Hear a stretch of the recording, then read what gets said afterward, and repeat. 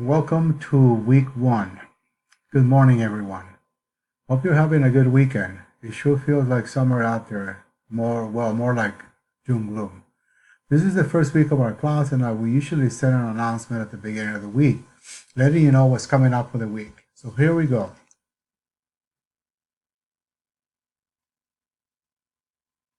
Please look at the calendar found at the end of the syllabus and presented above. Here's where you'll see the topics are being covered this week. Yes, 2 new chapters are the equivalent of 2 more weeks worth of work. Please pay particular attention to the due dates of the various activities and exams. You can find reminders of when assignments are due on the calendar or Blackboard. Here's a summary of what's coming up this week. World Geography News number 1 is due Saturday, June 22nd by 11:59 p.m. Map Quiz number 1, US, Canada, and Latin America is due Sunday, June 23rd by 11:59 p.m. These two assignments were available by Wednesday of this week. Please remember to review the lectures posted in the modules, read the lecture slides, listen and watch the YouTube narrations of the lectures for each chapter. This week we're engaged with the first 2 chapters of the textbook. Read the respective textbook pages as indicated in the schedule.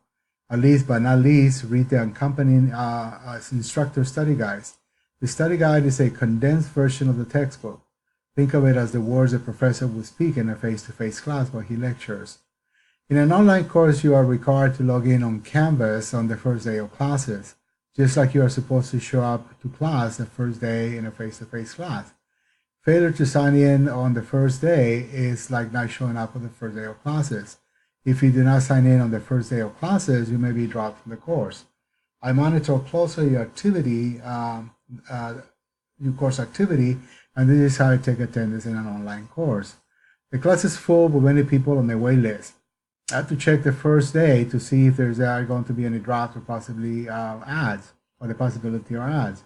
If you're no longer interested, please drop the course. It is your responsibility, not the instructor, to drop the class if you are no longer interested. Have a great rest of the weekend, and we'll see you online.